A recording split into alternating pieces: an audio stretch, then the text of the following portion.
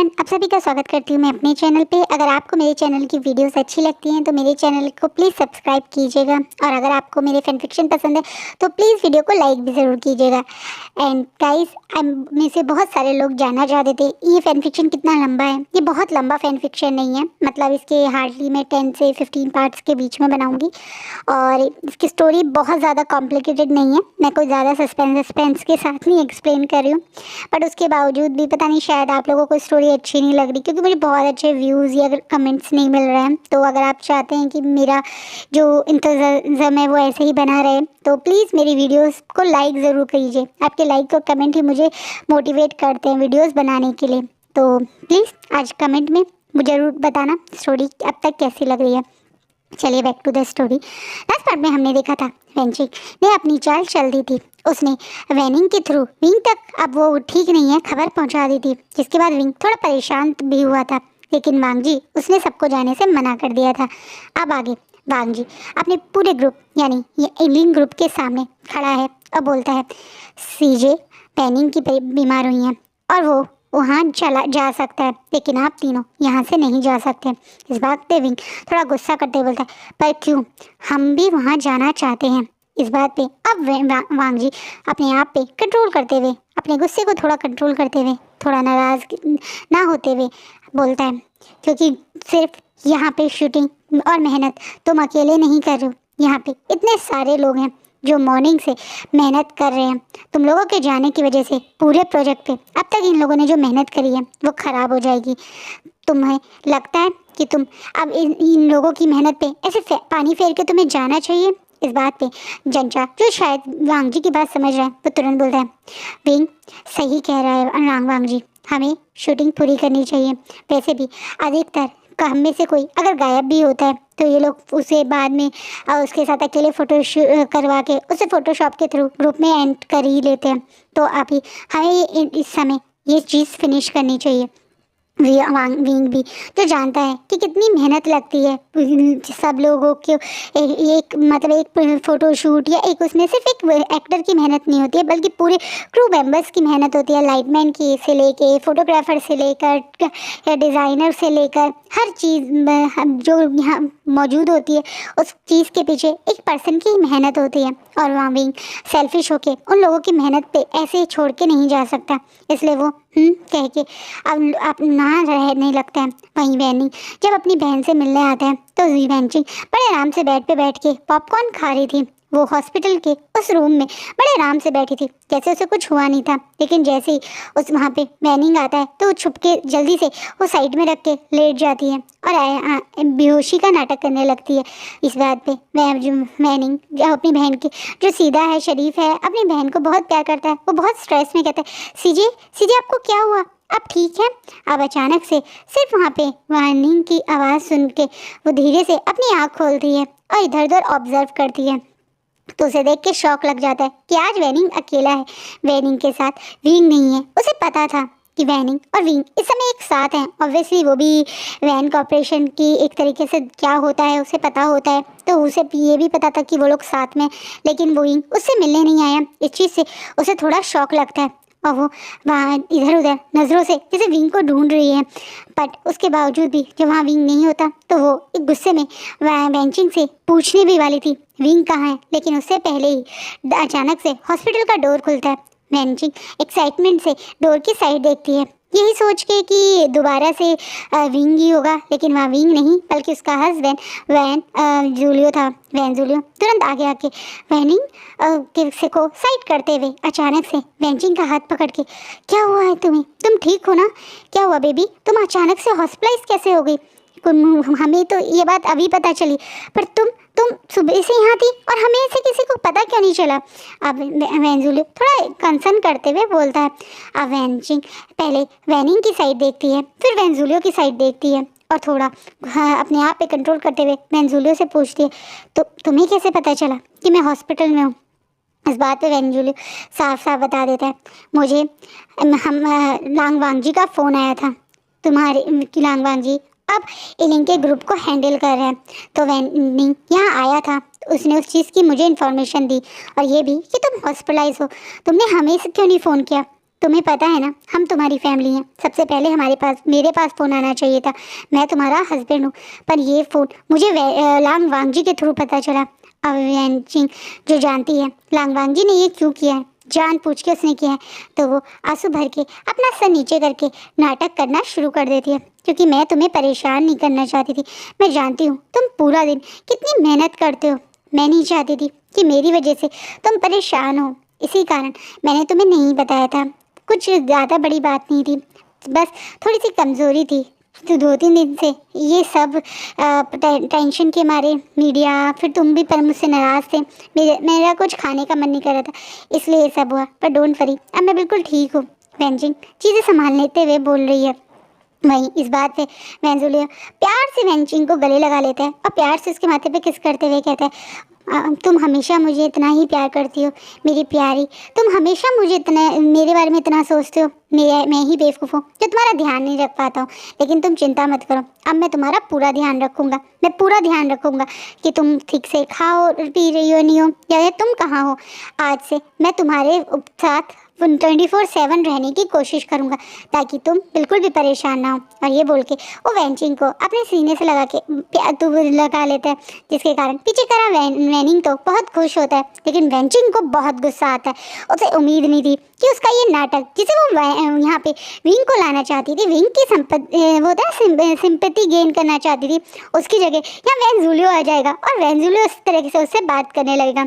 वहीं जहाँ एक तरफ वेंचिंग को इस चीज़ पे ही गुस्सा आ रहा था कि ये सब क्या हो रहा है, वहीं दूसरी तरफ इस पूरे नज़ारे की कोई वीडियो बना के इसे ग्रुप सोशल मीडिया पे पोस्ट कर देता है।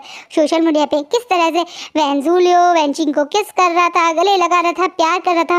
उसे कोई वेंजुलियो के मतलब एक होता है फैन पेज जो होते हैं, उस टाइप से इन दोनों का जो एक फ़ैन पेज है, जो कुछ लोग होते हैं इन लोगों को भी शिफ्ट करते हैं, उस टाइप के पेज पे इसे पोस्ट कर देता है कि कितने रोमांटिक हैं ये दोनों, कितने स्वीट कपल हैं, देखो कितना ध्यान रखते हैं वेंजुलियो। इतनी बड़ी कंपनी के मालिक होने के बाद भी अपनी वाइफ के लिए कितने कंसर्न थे, वो भागे भागे आ गए। एक तरीके से एक न्यूज़ सोशल मीडिया पे छा जाती है। वहीं विंग जब शूटिंग वूटिंग करके अब वेंचिंग से मिलने के लिए जाने लगता है, तो वांग जी उसका हाथ पकड़ लेता है, जिसे विंग गुस्से में वांग जी से अपना हाथ छुड़ाता है और बोलता है, हमारा काम ख़त्म हो चुका है।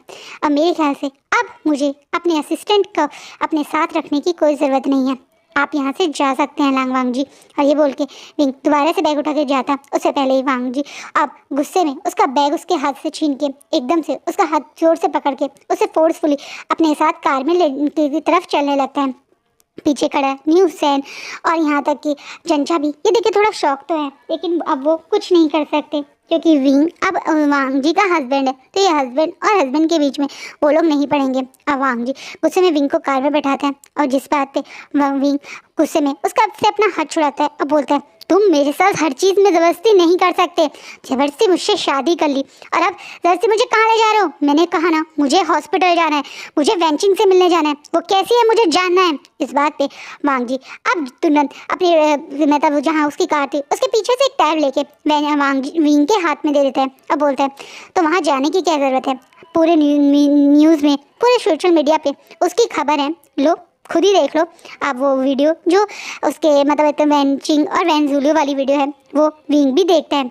अब विंग ये देख के थोड़ा सा इमोशनल सा हो जाता है और विंग को इमोशनल देख के वांग जी को बहुत हर्ट होता है, पर वो फिर भी अपने ऊपर कंट्रोल करते बोलता है, तुम्हें पता चल गया है उसका हस्बैंड अब उसके पास है, उसका ध्यान रखने के लिए। तुम देख सकते हो कितने प्यार से कितने ध्यान रख रहा है वेंजुलियो अपनी वाइफ का। मुझे नहीं लगता कि तुम्हें वहाँ जाना चाहिए। इस बात पे विंग गुस्से में उस टैब को पीछे गाड़ी की सीट पे फेंकता है और सीट बेल्ट लगा के उधर मुँह करके बैठ जाता है, क्योंकि वो वांग जी के आगे वेंजुलियो का सच नहीं बताना चाहता। क्योंकि जो सच उसे पता है वेंजुलियो का, उसके अकॉर्डिंग तो वेंजुलियो बहुत बेकार हस्बैंड है और उसे अब भी ये लग रहा है कि वेंजुलियो ये नाटक कर रहा है। वहीं वांग जी अब विंग को कैसे यकीन दिलाए, उसे कुछ समझ नहीं आ रहा है, लेकिन वो कम से कम विंग वहाँ हॉस्पिटल नहीं जा रहा है, इस चीज़ से ही खुश है। वहीं वेंचिंग पूरी रात हो जाती है पर ना ही विंग का कोई कॉल आता है, ना ही कोई मैसेज आता है, ना ही वो खुद आता है। इस चीज़ से वो बहुत फ्रस्ट्रेट होती है। उसे उम्मीद थी कि जैसे ही वो हॉस्पिटलाइज हुई है उसकी खबर विंग तक पहुंचेगी तो विंग ज़रूर आएगा, लेकिन विंग यहाँ नहीं आया है। इस चीज़ से अब उसे फ्रस्ट्रेशन हो रही है, उसका ये नाटक फेल हो गया। और लांग वांग जी को जो उसने चैलेंज दिया था कि 24 घंटे में विंग उसके पास आएगा, वो भी अब उसे फेल होता हुआ दिख रहा है कि कुछ घंटों में 24 घंटे भी पूरे होने जाएंगे, लेकिन विंग अब तक उसके पास नहीं आया है। वहीं दूसरी तरफ विंग घर पे आके बिना वांग जी से कोई बात करे हर बार की तरह नाराज़गी में अपना सामान मतलब खाना खा के अपना डिनर करके चेंज करके अपनी रूम की तरफ चला जाता है। वहीं वांग जी भी विंग के साथ कोई फोर्सफुली मतलब मेरे साथ बैठो, मेरे साथ खाना खाओ, इस टाइप की बातें नहीं करता है। वो भी आराम से जैसा विंग का मन कर रहा है उसे करने देते हैं और आराम से अपने रूम में जाके बैठ जाता है। और फिर उस पर्सन को कॉल करता है। इसने ये वीडियो सोशल मीडिया पे पोस्ट की थी। ये वांग जी का ही वो फ्रेंड यानी शाओ शिनचेन और सॉन्गलैन ही थे। इन दोनों ने ही ये सब करा था, इसलिए वो उन्हें फ़ोन करके थैंक्स बोलता है। उधर से शाओ शिनचेन वांग जी को, क्योंकि ये ग्रुप कॉल थी, मतलब एक होता है ना जिसमें सब लोग ऐड थे, तो इसलिए शाओ शिनचेन उधर से बोलता है कि अब वांग जी को अपने करियर के बारे में भी सोचना चाहिए। वो अब कोरिया में ही है तो उसे उस चीज़ का फ़ायदा उठाना चाहिए। वैसे भी वो पूरे टाइम विंग के आसपास ही रहेगा तो क्या फ़ायदा, उससे विंग उसको ज़रूर वो ऑब्ज़र्व करेगा, उस पर ध्यान देगा, लेकिन अपने करियर को उसे पीछे नहीं छोड़ना चाहिए। उसे भी अपने करियर पे ध्यान देना चाहिए। इस बात पे सॉन्गलैन भी वांग जी को इंकरेज करता है। वांग जी शायद जो आज बहुत ज़्यादा हर्ट है, बहुत ज़्यादा दुखी है, और वो विंग से शायद शादी करके खुश होने की जगह इतना अपसेट और इतना एक होता है डिप्रेस फील कर रहा है, इसलिए वो भी कह के अग्री हो जाता है। आज वांग जी पहली बार एक सैड सॉन्ग राइट करता है। उसकी अब तक की जो ये सॉन्ग राइटिंग करियर है उसमें उसके सॉन्ग हमेशा थोड़े से चेयरफुल, थोड़े रोमांटिक टाइप होते थे। उसने सैड सॉन्ग कभी नहीं लिखा था। हाँ, विंग उसके साथ नहीं था, वो विंग और वेंचिंग को देख के अपसेट होता था, लेकिन कभी उसे वो सैडनेस वाले सॉन्ग लिखने का मन नहीं करता था, क्योंकि उसे यही लगता था कि उसकी लाइफ में हैप्पीनेस है। विंग के जो भी उसे थोड़ा बहुत साथ मिलता है, विंग की और उसकी दोस्ती उसकी लाइफ की हैप्पीनेस वाला टाइम था। वो अपने सॉन्ग में एक लवर की तरह ही सॉन्ग लिखता था, जिसमें एक प्यार पर्सन दूसरे पर्सन को क्यों पसंद करता है या कैसे मतलब लव टाइप के सॉन्ग ही राइट करता था। लेकिन आज एक पेन भरा सॉन्ग उसका पेन एक पेन भरा सॉन्ग राइट करना शुरू कर देता है। हर एक वर्ड वांग जी की इस समय के इस पेनफुल एक्सपीरियंस को शो कर रहा है, जहाँ वो उस सॉन्ग में ये दिखाना चाहता है कि उसके दिल में कितना दर्द हो रहा है अपने लवर को अपने साथ रहने के बावजूद भी। उसकी आंखों में नफरत जो वो फील कर रहा है उस चीज़ के बारे में वो एक सॉन्ग लिखता है। जब वो ये सॉन्ग लिखता है तो पहली ही उसकी ड्राफ्ट जो वो अपने ग्रुप में शेयर करता है, वो लोग रातों मतलब एकदम तरह रात में ही वेट ना करके तुरंत वांग जी को फ़ोन करके बोलते हैं कि ये तो एक तरीके से अब तक का उसका सबसे ज़्यादा एक फीलिंग वाला सॉन्ग है। अब तक के सॉन्ग्स भी बहुत अच्छे थे, लेकिन ये सॉन्ग तो बहुत ज़्यादा अलग है, ऊपर से उसके स्टाइल से बिल्कुल अलग है। अगर उसके जो भी पुराने क्लाइंट्स या एजेंसीज या कंपनीज हैं उन्हें पता चलेगा कि पहली बार हंगवन जून एक सैड सॉन्ग राइट कर रहा है, तो बहुत सारे स्टार्स होंगे जो ये सॉन्ग गाना चाहेंगे। बहुत सारे स्टार्स होते हैं जो खुद मतलब म्यूज़िक सिंगर्स होते हैं जो खुद एक तरीके से सॉन्ग्स लिखते नहीं हैं, वो दूसरों के लिखे हुए सॉन्ग्स को आवाज़ देते हैं, तो उनको वर्ड्स को एक तरह से इमोशंस देते हैं। तो वो इस टाइप के जो सिंगर्स हैं जो हमेशा हंगवन जून के सॉन्ग्स को गाना चाहते हैं, वो तो इन सॉन्ग्स के लिए कुछ भी कर सकते हैं। वो तुरंत सॉन्ग लाइन जो है वो ये चीज़ एक तरह से सोशल मीडिया कह लो या मीडिया कह लो या इंडस्ट्री कह लो, वहाँ में फैला देता है कि इस बार जो न्यू एल्बम राइटिंग कर रहे हैं या न्यू सॉन्ग राइटिंग्स जो कर रहे हैं हंगवन जून, वो सैड सॉन्ग होगी। जिस बात के अगले दिन मॉर्निंग में एक तरीके से वैन कॉर्पोरेशन में स्पेशल मीटिंग होती है, क्योंकि वैन कॉर्पोरेशन चाहती है कि हंगवन जून के सॉन्ग की जो एल्बम रिलीज़ हो वो उनके ही कंपनी रिलीज़ करें, और इसी कारण वो उनकी कंपनी या एक कह सकते हैं एजेंसी के जो टॉप सिंगर्स हैं या टॉप बैंड है ईलिंग से ही रिक्वेस्ट करती है कि यानी नी मिंजो से ही रिक्वेस्ट करती है कि हंगवन जिन से कहा जाए से बात करे और ये सॉन्ग्स हंगवन मतलब ईलिंग ग्रुप ही सिंग करे। इस बात से नी मिंजो भी काफ़ी खुश होते हैं। आज वांग जी नहीं आने वाला था, उसने पहले ही नी मिंजो को बता दिया था, और नी मिंजो ने ही वांग जी को हायर किया है, और नी मिंजो ही उस वांग जी के बॉस है, और नी मिंजो को पता है कि वांग जी क्यों ये काम कर रहा है, क्योंकि उसे ज़रूरत तो है नहीं, बट वो सिर्फ वांग की वजह से ये सब कर रहा है।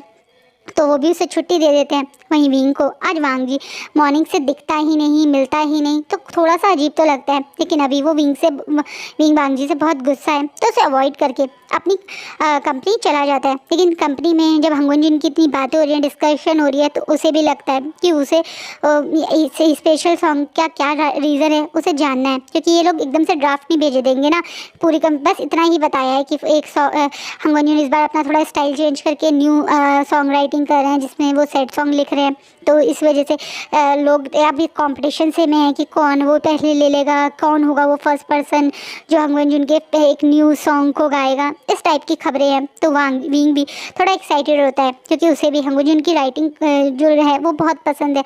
उसके म्यूज़िक कंपोजिशन जो वो बनाता है वो भी बहुत पसंद है, और विंग भी बहुत बड़ा सिंगर है। तो विंग को भी चाहता है कि उसके करियर के लिए भी ये बहुत अच्छी चीज़ रहेगी। तो वो भी चाहता है कि हंगुन जिन का सॉन्ग उसका ग्रुप या उसे गाने को मिले। तो वो भी नीविंजो के साथ हंगुन जिन के जो मैनेजर्स हैं उनसे मिलने की बात करता है। वहीं वांग जी को पता चलता है कि कहाँ उसने रात में थोड़ा सैड होकर जो सॉन्ग लिखा वो इतना बड़ा सेंसेशन बन गया। तो वो इस बारे में सॉन्गलैंड और शाओशिनशन से बोलता है कि वो चाहें तो ये विंग के ग्रुप को दे सकते हैं। अधिकतर वो विंग के ग्रुप को ही सॉन्ग लिखता था इस बात पे। इस बार शाओशिनशन थोड़ा नाराज़ हो जाता है। वो नहीं चाहता कि हर बार की तरह वांग जी विंग के करियर में एक बूस्ट का काम करे और विंग को पता ही ना चले। विंग का करियर बूस्ट के पीछे कहीं ना कहीं वांग जी भी तो है।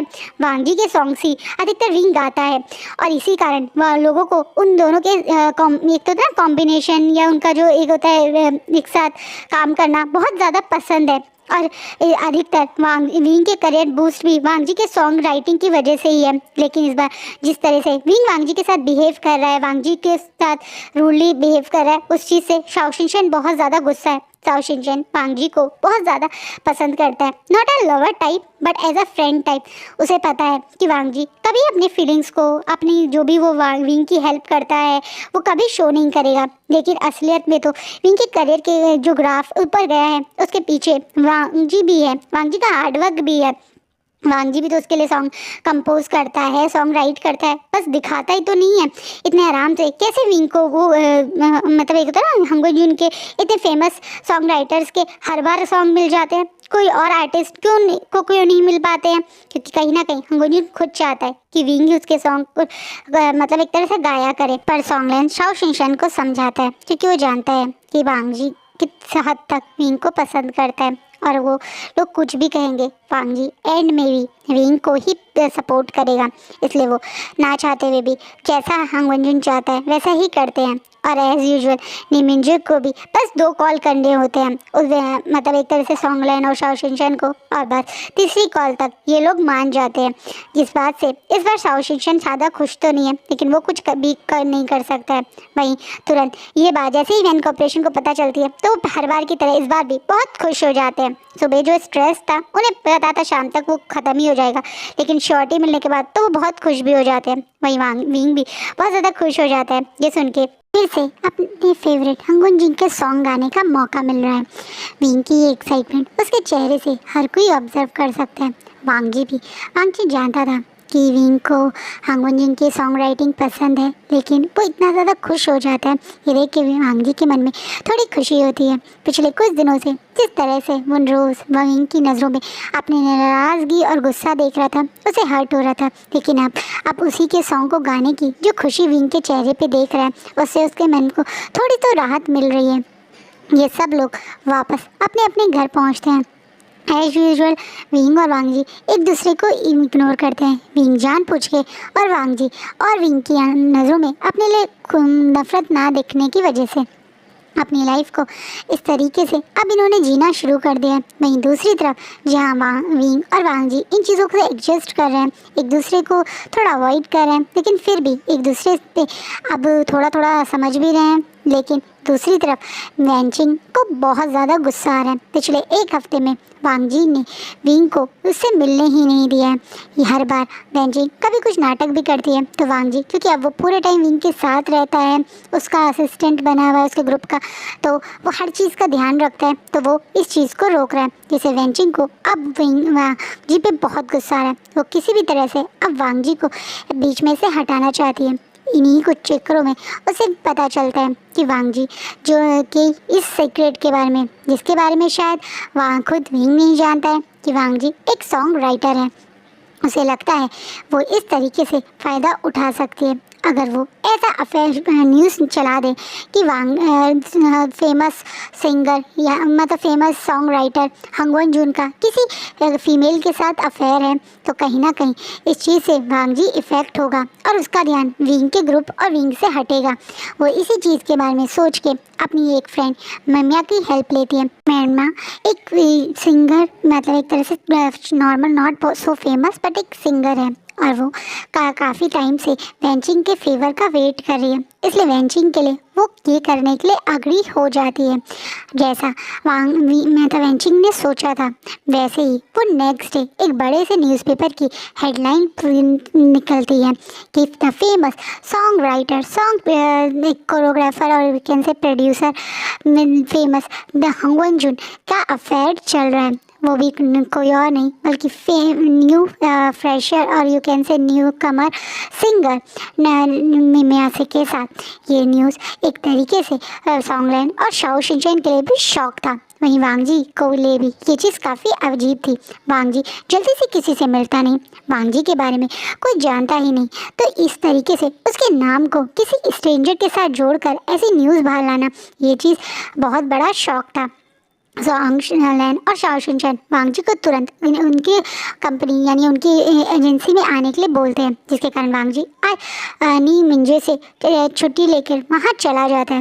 वहीं विंग को समझ नहीं आता है कि आज वांग जी उसके साथ मॉर्निंग में ना ही ब्रेकफास्ट के लिए रुका और ना ही उसने उसके साथ आज जाने की बात करी, लेकिन वांग जी को विंग को भी फ़र्क नहीं पड़ता।